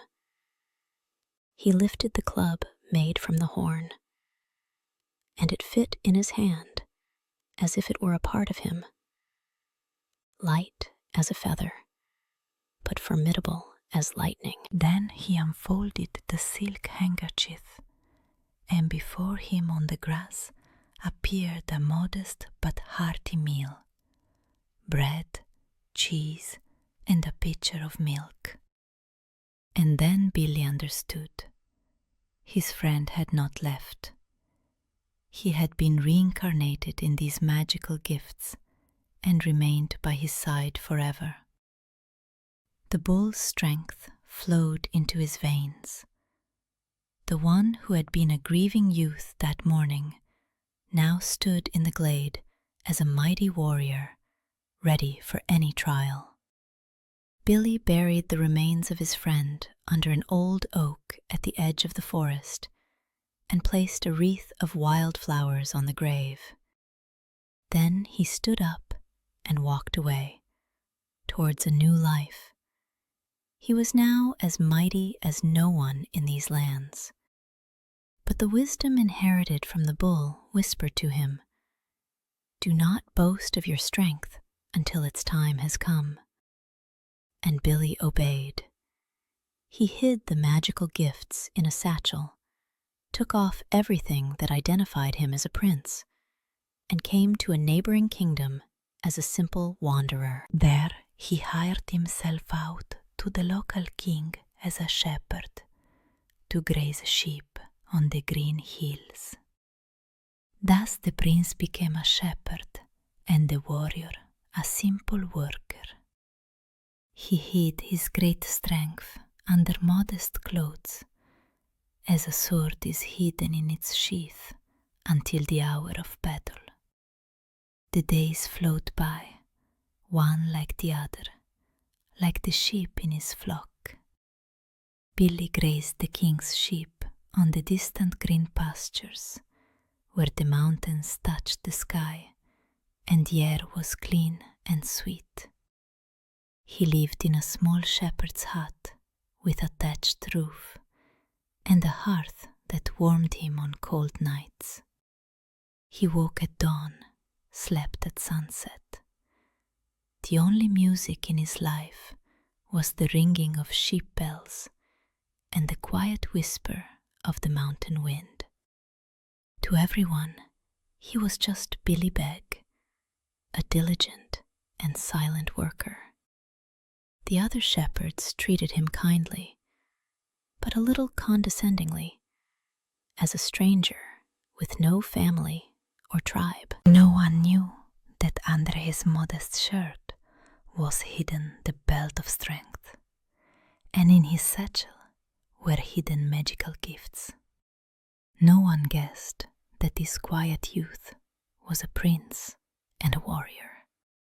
One evening, when the sun had sunk behind the mountains and the shepherds had gathered around the fire, the eldest of them began to speak, lowering his voice to a whisper. "You don't know yet, lad, but these pastures are cursed." Billy looked up from the fire. There, in the mountains, the old man pointed to the dark peaks. In a deep cave lives a 3-headed giant, as fierce as a storm. Once a year, he comes down to us and demands a tribute, the best livestock from the royal herd. "And if you refuse?" Billy asked. The shepherds exchanged glances. "Those who tried," the old man answered quietly, "became his dinner. The king himself knows, but even he is powerless. Every year we give the best bull or cow to stay alive." Thus, a black shadow of annual fear hung over this green, peaceful paradise. The shepherds paid tribute not to the king, but to the monster from the mountain darkness. And then, as if in mockery of their fears, the very next day the earth trembled under a heavy tread. From the mountains he descended, the 3-headed giant. Huge as a tower, dressed in animal skins, with a club the size of a century-old oak. His 3 ugly heads were viciously arguing among themselves, debating who to devour first. The giant approached the flock, looked it over with greedy eyes, and poked his club at the best prize bull. "This one!" the 3 throats roared at once. The shepherds, with cries of terror, scattered in all directions, hiding in the forest. Only one person remained in place.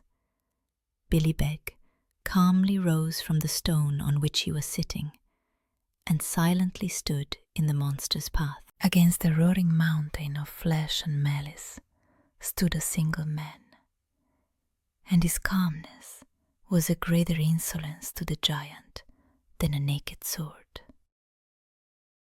The giant stared at the daring shepherd boy and burst out laughing. 3 throats roared so loud that leaves fell from the trees. Then he swung his monstrous club and rushed forward. But Billy did not flinch. He took the club from the bull's horn out of his satchel and began to spin it above his head, slowly at first, then faster, even faster.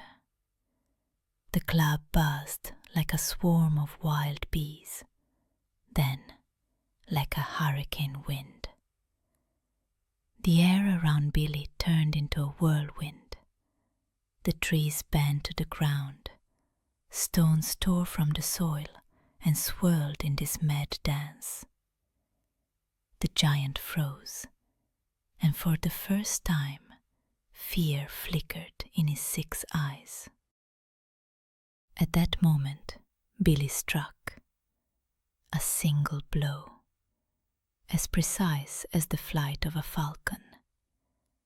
The club whistled through the air and took off all 3 heads, as a scythe cuts the heads of poppies. The huge body crashed to the ground, and the mountains shuddered from its fall. The first feat was accomplished.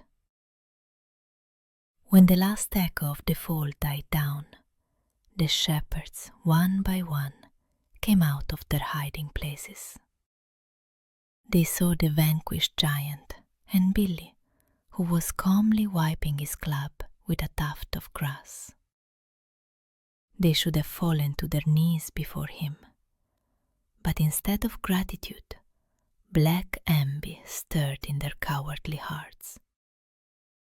In the evening, having returned to the palace, they appeared before the king and wove a shameless lie.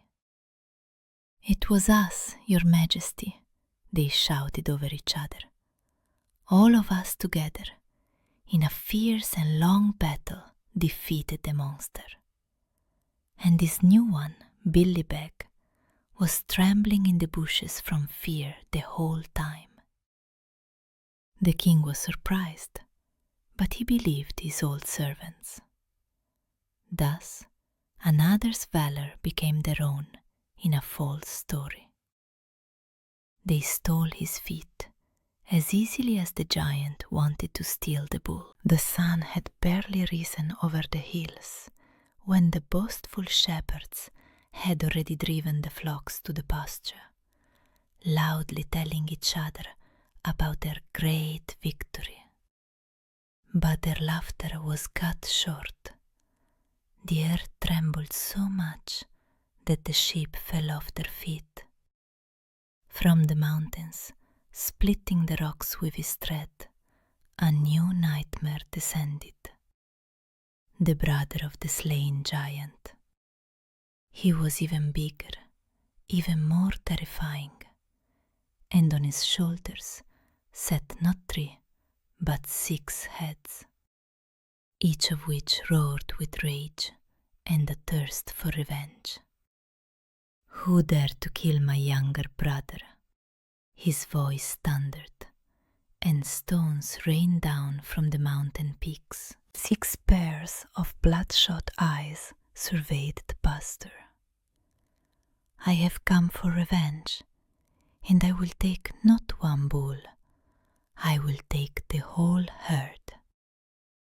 In place of one defeated trouble came another, twice as large and twice as fierce, and its vengeance had 6 roaring throats. The boastful shepherds, the very ones who had been beating their chests that morning, saw the 6-headed monster, and the color drained from their faces. Forgetting their bravery, they scrambled into the woods with a shriek, like rabbits from a wolf. And once again, only one man remained on the field. Billy took out his club and stepped toward the giant. This enemy was smarter than his brother. He didn't charge forward, but grabbed a century-old pine, tore it out by the roots, and hurled it at Billy like a spear. After it, a second, a third. A whole forest flew at the shepherd, whistling and breaking the air.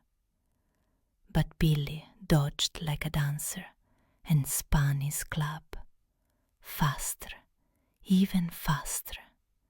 Its hum grew, turning into the roar of a storm. A whole uprooted forest was flying at him, but he stood like a rock, spinning his own little storm, ready to meet the hurricane.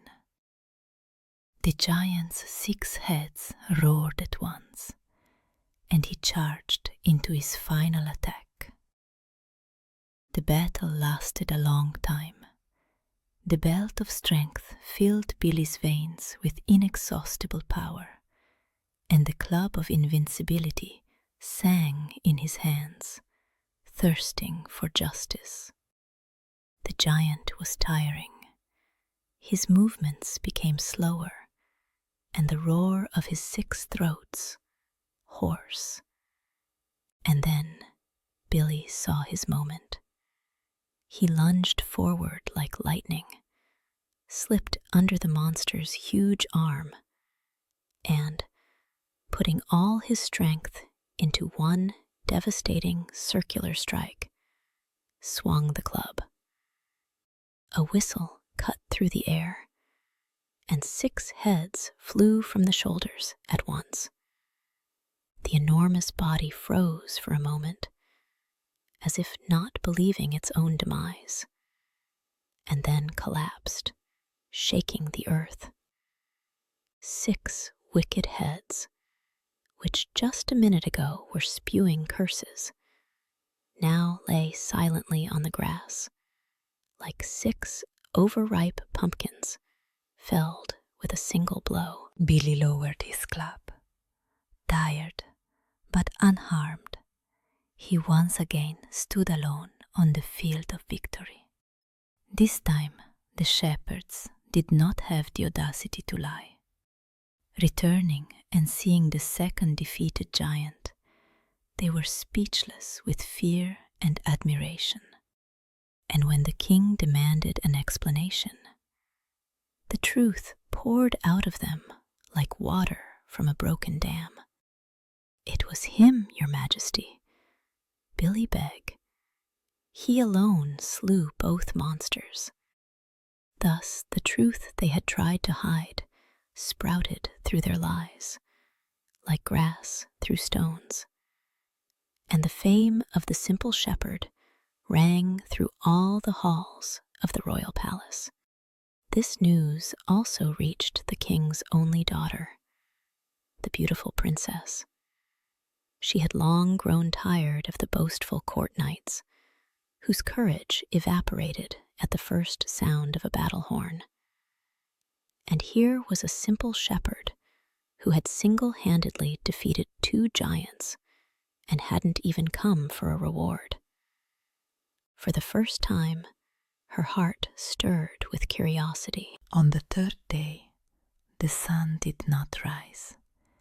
It was blocked by a shadow, the shadow of a creature that was descending from the mountains, the last of the giant brothers, the eldest, the mightiest. He was the size of a mountain, and 12 heads crowned his colossal shoulders. In his hands he carried not a club. He had torn an entire cliff from the earth and held it as a man holds a cobblestone.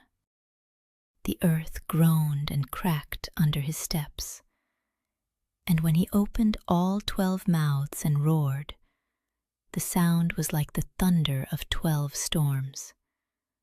Birds fell dead from the sky, unable to withstand the roar. "I have not come for tribute," he thundered.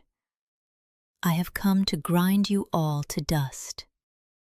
If the first 2 giants were stones thrown by fate, this one was an entire mountain that had come to collapse and bury all living things beneath it. The shepherds didn't even run. They fainted from terror. The most terrible battle of Billy's life began. The giant hurled boulders the size of a house at him. The ground around turned into a field of craters and debris. Billy spun his club, dodged, and struck blows. But against such a mountain of flesh, they were like mosquito bites. 12 heads laughed. 12 pairs of hands grasped at the air, trying to catch the small figure. And then a terrible blow. The club flew from Billy's hands and was knocked aside. The giant fell upon him with his entire monstrous bulk, pressing him into the ground. Bones cracked. The air was running out. 12 pairs of eyes looked down on him in triumph. The end flashed through his mind. But at that moment, the wise, warm eyes of the magic bull appeared before his inner vision. "My death will be the beginning of your strength." And when his own strength was exhausted, Billy called upon the strength of memory and loyalty. And this invisible force proved to be mightier than muscle and bone. The power of memory surged through his veins like molten sun. With a wild cry, Billy lunged and broke free from under the monstrous bulk. His fingers closed around the handle of the club. He rose. Into this blow he poured everything, all his rage, all the pain of his loss, all his gratitude to the friend who had given his life for him. The club soared into the air, whistled like a song of death, and crashed down upon the enemy. One blow, all crushing, inevitable. 12 heads flew from the shoulders at once and rolled across the ground like rotten apples from a branch. The enormous body collapsed, and the mountains trembled one last time. Billy stood over the vanquished foe, breathing heavily. He went up to the giant's cave and took the best armor and sword as lawful trophies. Thus ended the war with the mountains. The shepherd who had come to these lands in search of peace became their protector and undisputed hero. It seemed that peace had finally smiled upon the kingdom. But fate is a cruel storyteller, and her pen knows no rest. One morning the sea turned black, the waves boiled, and from the salty abyss rose a monster, the likes of which these shores had never seen. A dragon with 7 heads. Its scales glistened like wet coal, and from each mouth erupted a flame that made the water hiss and turn to steam. It swam right up to the capital and opened all 7 of its throats. "Give me the princess, the king's only daughter, or I will burn your city to the ground and scatter the ashes to the wind." Thus the joy of victory was replaced by the terror of a new challenge. In place of the giants who came from the mountains, a dragon appeared, risen from the very depths of the sea. And the price it demanded was more terrible than any tribute. The king turned as pale as a sheet. His daughter was the only light in his life, the last gift from his late queen. He summoned all his knights to the throne room. They appeared in gleaming armor, with the crests of ancient houses on their shields. But when the king spoke the word dragon, their eyes fell to the floor. "To the one who defeats the monster," exclaimed the king, "I will give the princess's hand and half the kingdom." Silence. Not a single sword was drawn from its sheath. Not a single voice answered. All the swords of the kingdom, which had clanged so fearsomely in tournaments, were useless at this hour. Against the dragon's fire, the knights had only armor forged from fear. The king sank onto his throne and covered his face with his hands. His kingdom and his daughter were doomed. Then the princess rose from her seat. A silence fell over the hall.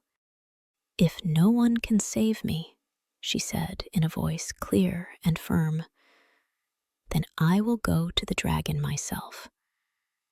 I will not allow my people to die because of me."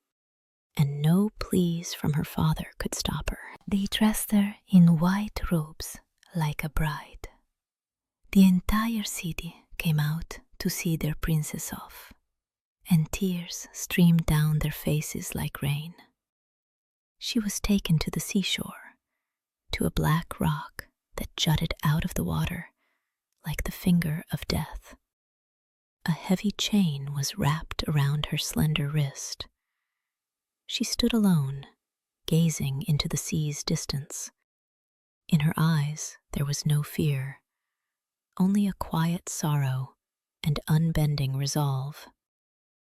Thus the most beautiful pearl of the kingdom was given as tribute to the monster, and her courage in that hour shone brighter than all the crowns of her ancestors. The sea churned, and from the foam the first dragon head appeared. After it, a second, a third. 7 mouths opened wide, ready to devour their victim. The princess closed her eyes, and at that moment, the sound of hooves was heard on the shore. From the morning mist, a rider on a mighty black horse flew out, the very one that had once belonged to the giants. The knight himself was clad in formidable black armor, taken as a trophy from the mountain cave. The visor of his helmet concealed his face. No one knew who this stranger was. No one had seen his coat of arms. It was Billy. He had learned of the trouble and decided to perform his greatest feat, but not as a shepherd, but as befits a true knight. Without saying a word, he drew his magic club and stood between the princess and the monster. When all hope seemed to have been drowned in the sea, a knight rode onto the shore, whose courage shone brighter than any coat of arms. The dragon roared with all 7 of its throats and unleashed a torrent of fire upon the knight. The flame was so hot that the sand on the shore turned to glass. But Billy, protected by the magical belt of strength, stood unharmed in this inferno. The fire only licked at his armor, causing no harm. The monster swung its tail, as thick as a ship's mast. The blow split the rock in two, but the knight was already elsewhere. Billy spun his club. It hummed, it howled, and he rushed forward. One lightning-fast strike, and the dragon's first head, hissing and spitting fire, rolled into the waves. The dragon howled in pain and fury. The 6 remaining heads rushed at the offender at once. This was a battle not just of man and beast. It was a battle of the bull's magic against the dragon's magic. The earth trembled, the sea boiled, and the very air shook from their duel.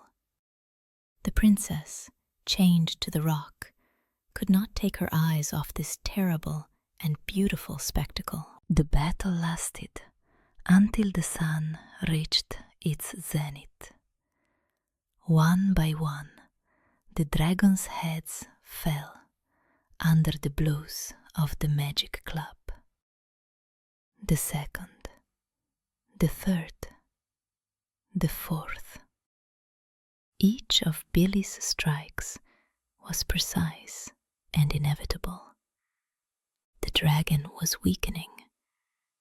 Its movements became slow, and its roar hoarse. The 5th head crashed into the surf, the 6th onto the wet sand. Only the last one remained, the largest, the most wicked. It opened its maw for a final, desperate breath of flame. But Billy was faster. He jumped, swung the club, and the 7th head, tumbling, flew into the sea. The dragon's huge carcass shuddered and, with a deafening crash, collapsed into the waves. The water turned black, as if the sea itself was mourning the monster. When the last head fell into the sand, the great fear that had crawled out of the sea's abyss was forever buried in its waves. Billy stood on the shore, tired but undefeated. Billy approached the black rock. With one blow of his club, he shattered the heavy chain, and the links fell clattering onto the stones. The princess was free. She raised her eyes to her savior, and in those eyes was so much gratitude, so much admiration, that they shone brighter than the sun. "Who are you, my knight?" she whispered. "Tell me your name, so that I may thank you for the rest of my days."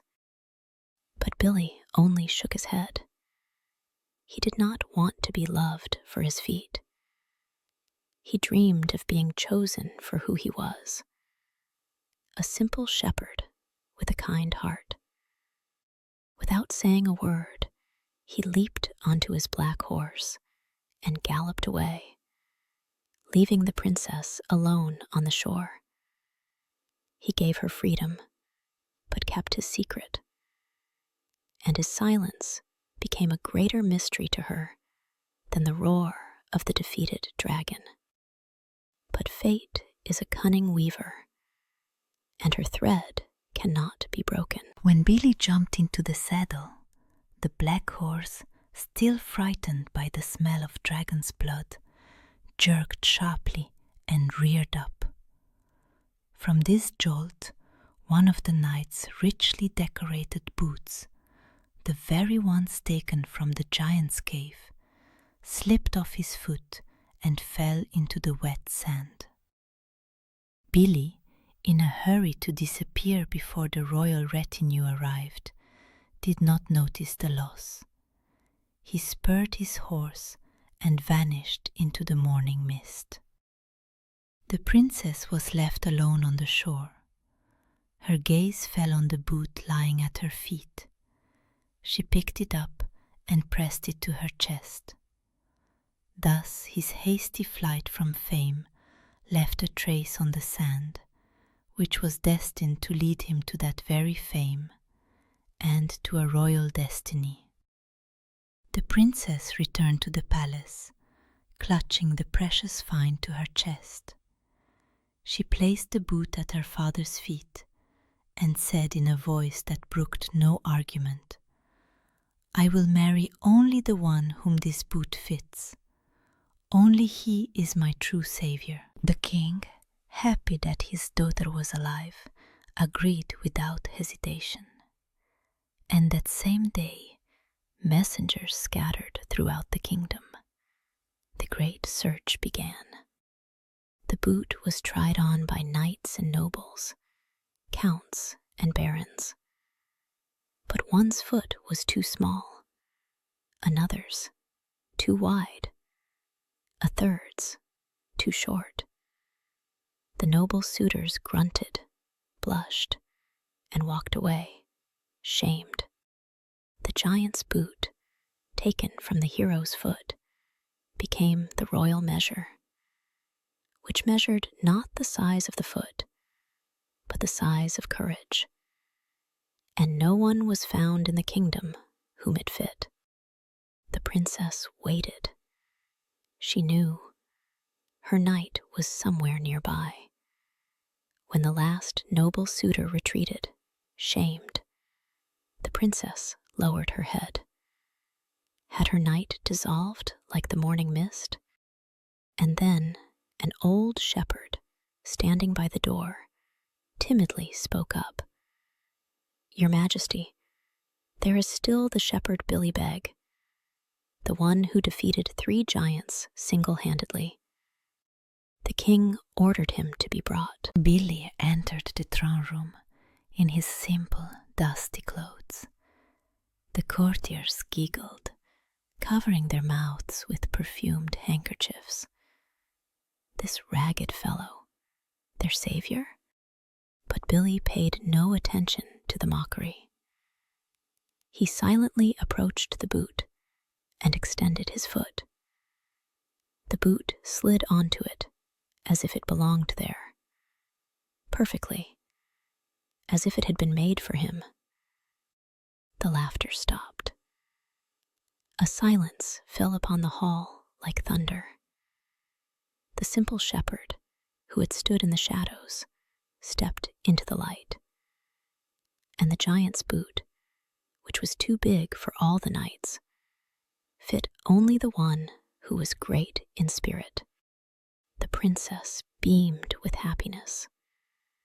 She had fallen in love with the mysterious knight for his bravery, and now she saw that her heart had not been deceived.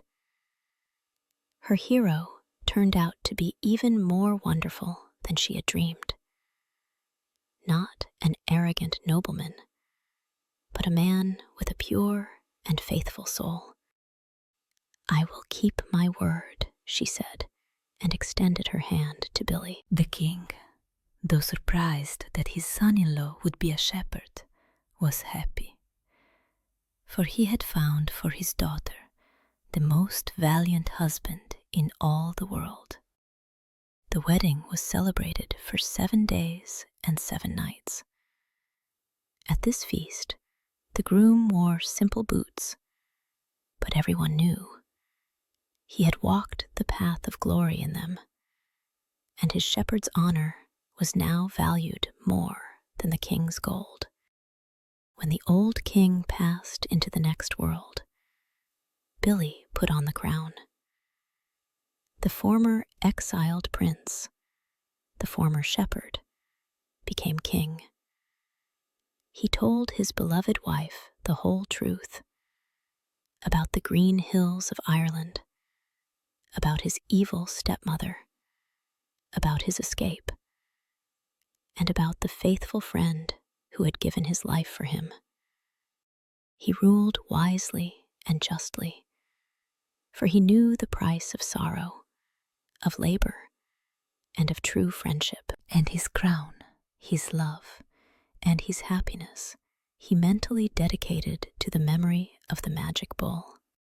Sitting on the throne, he often looked at the old belt of strength and the club from the horn, and remembered that his kingdom was built not on stone and not on gold, but on the great sacrifice of one faithful friend.